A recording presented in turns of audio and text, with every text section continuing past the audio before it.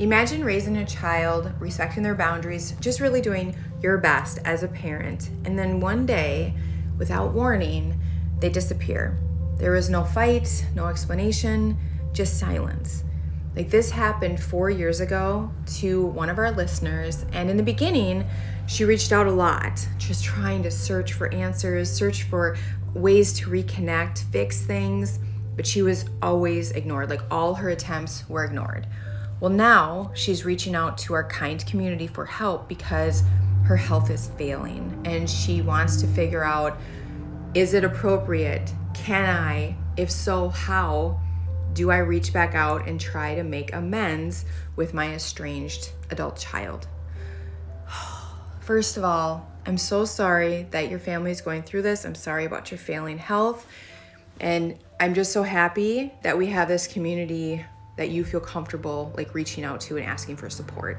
So if this were happening to me and I had already combed through all the memories, all the interactions, and I came up with nothing, like there was never a thing that my adult child kept bringing up, like you always do this, or you just can't help yourself. Like there was never a reoccurring theme in things that they would say, because what I have really come to find out, like the more stories that you share with me, the more that I just learn about this dynamic, just estrangement, going no contact.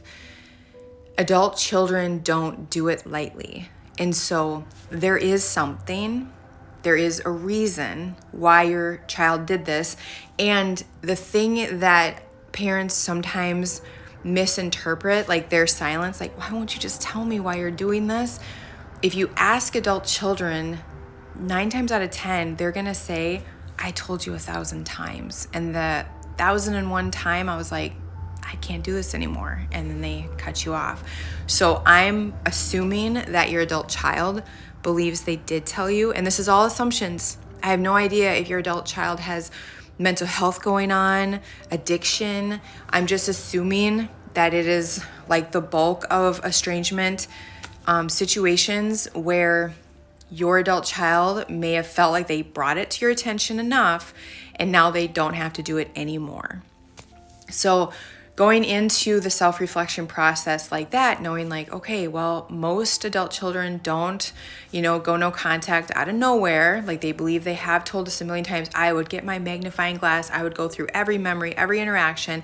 If I can't find anything significant on my own, no pattern, I would get a professional on my team. I would hire a neutral lens to comb through our memories, comb through our interactions, just try to figure out, like find that nugget so that I can start working on it. A professional I would go to if I was in your shoes. We have a great resource that I found on the internet. His name is Dr. Joshua Coleman. His life work is working with estranged parents, and he's super empathetic, he's super compassionate, and he really helps walk you through the self-reflection process. Like he's trying to help estranged adult parents figure out what is your adult child like trying to tell you, like how to get in their shoes, like, or how to like really understand them. Like he's phenomenal. And if you can't work with him because he's maybe just too busy, he's got a team, he's got books, he has free resources like workshops on YouTube that walk parents through so many resources and tools. So Dr. Joshua Coleman is who I would hitch my wagon to if I was in your shoes.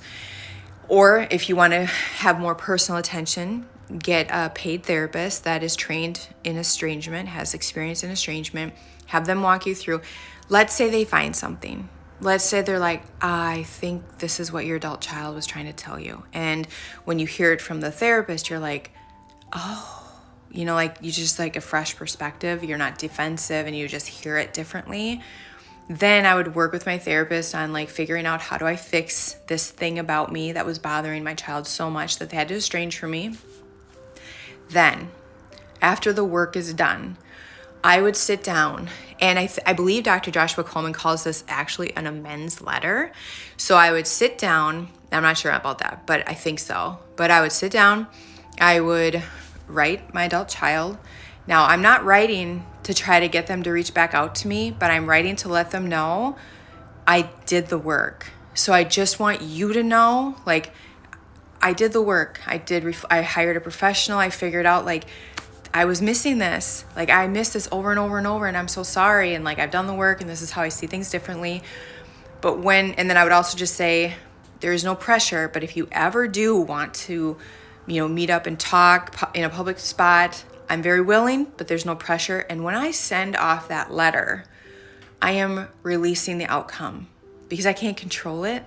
I'm not going to be waiting by the mailbox. I'm not going to be, I'm just releasing it. I'm not having any expectations of anything happening. I'm just trying to get to a sense of peace. Like, I have done my part.